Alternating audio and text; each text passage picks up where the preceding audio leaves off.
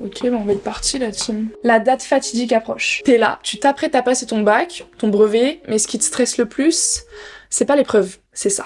La copie d'examen. Bon, en vrai, on en fait tout un plat, alors que, une fois que tu sais le faire, c'est bon, c'est facile. C'est pour ça qu'aujourd'hui, petit tuto de Mathilde pour que demain, tu stresses pas. Bon alors, déjà, ce qu'il faut savoir, c'est que contrairement à ce qu'on voit pas mal passer sur YouTube et sur Internet en général, les copies d'examen, elles ressemblent plus à ça, mais maintenant elles ressemblent à ça. On est passé des carreaux aux lignes, mais par contre, ils ont simplifié l'encadré, donc c'est tout bénef pour vous. Alors, cette en-tête, il faut savoir que c'est le seul endroit où vous allez mettre vos informations. Après, dans le reste de la copie, ça doit être anonyme, du coup, vous écrivez ni votre prénom, ni votre âge, ni votre date de naissance, ni rien. Tout est écrit dans l'encadré prévu à cet effet. Alors pour vous rassurer directement, il n'y a aucun piège, tout est écrit, il n'y a rien besoin de retenir, mais je sais que ça fait stresser encore une fois beaucoup de personnes, il y a beaucoup qui sont comme ça, genre à l'épreuve, ils savent pas quoi faire, donc on va tout expliquer calmement, mais il n'y a rien besoin de retenir, vous inquiétez pas. Alors sur les 2 premières lignes, t'écris ton nom de famille et ton prénom.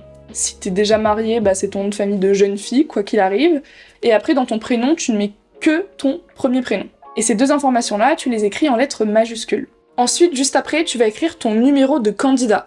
Alors, celui-là, c'est, je pense, l'information la plus importante parce que c'est celle qui va permettre de te retracer dans la liste des élèves. Le numéro de candidat, tu le trouves sur ta convocation, donc ne l'oublie pas. Et sinon, normalement, bon, ça dépend des lycées, mais il doit y avoir un petit papier collé au bout de ta table où il y a écrit ton nom, ton prénom et le numéro de candidat.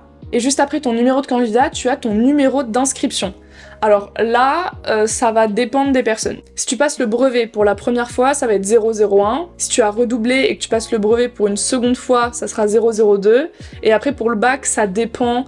En fait, il faut savoir que toutes les informations qu'il faut que t'écrives, elles sont toutes inscrites sur ta convocation.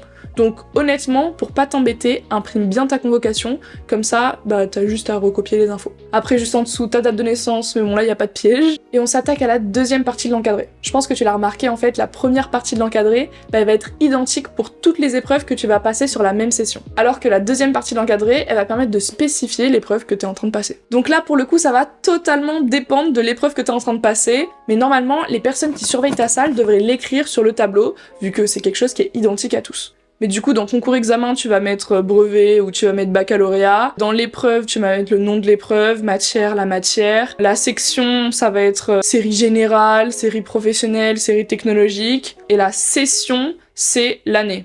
Donc voilà, ça va être 2024 pour aujourd'hui. Et ça y est, on s'en est sorti avec cet encadré. Je vous l'avais dit, c'est pas la mort.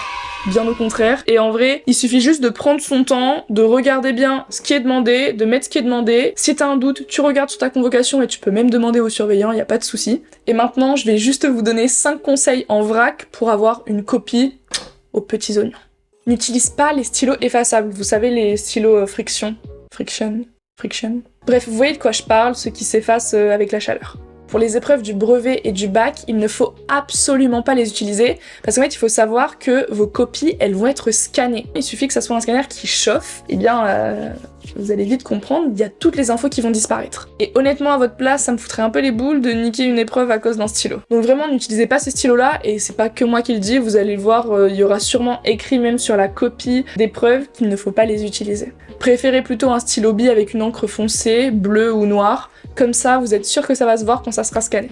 Ensuite, aussi en rapport avec le fait que les copies sont scannées, évite un maximum le blanco en souris. Pareil, pour la même raison, en fait la matière de la souris, elle fait qu'avec la chaleur, des fois, il y a les trucs qui se dédoublent parce qu'on voit ce qu'il y a en dessous. Bref, si tu fais une rature sur ta copie, barre proprement, comme ça tu prends aucun risque. Et pour éviter de faire des ratures, un autre conseil, c'est utilise un maximum ton brouillon. Travaille au brouillon avant de passer au propre. Le brouillon, t'as le droit d'en prendre en illimité, donc profites-en, écris, fais des tests, fais des schémas, fais des trucs qui soient visuels pour vraiment que t'arrives à comprendre, teste des choses, et ensuite, une fois que t'es sûr de toi, une fois que t'es en mode ok, ça a l'air bon, tu passes au propre et tu rédiges. Allez, dernier conseil pour la route que j'ai oublié pour l'encadrer, fais-le avant le début de l'épreuve. Mais honnêtement, pour l'encadrer, pas de panique, en fait ça rentre pas dans les délais de l'épreuve, donc tu peux le faire avant que l'épreuve commence et tu peux le faire après quand l'épreuve sera finie. Perso, je te conseille de remplir l'encadré de la première feuille dès que tu l'as, et ensuite si tu utilises d'autres copies, tu le feras à la fin,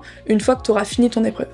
Et pareil, mais on va te le dire, en bas des copies, il faut les numéroter. La numérotation, tu la fais à la toute fin, une fois que tu sais combien t'as utilisé de pages. Bon bah voilà, t'es prêt à rendre une copie parfaite. Si ça t'intéresse de voir à quoi ressemble une vraie copie d'examen, je t'ai mis mes copies du bac en description, donc le premier lien qui est en description, comme ça tu peux voir un petit peu comment moi je l'ai rempli, comment je l'ai agencé, et si t'as des questions, n'hésite pas à les poser en commentaire, c'est le moment, vaut mieux les poser maintenant au calme qu'en stress dans la salle d'épreuve.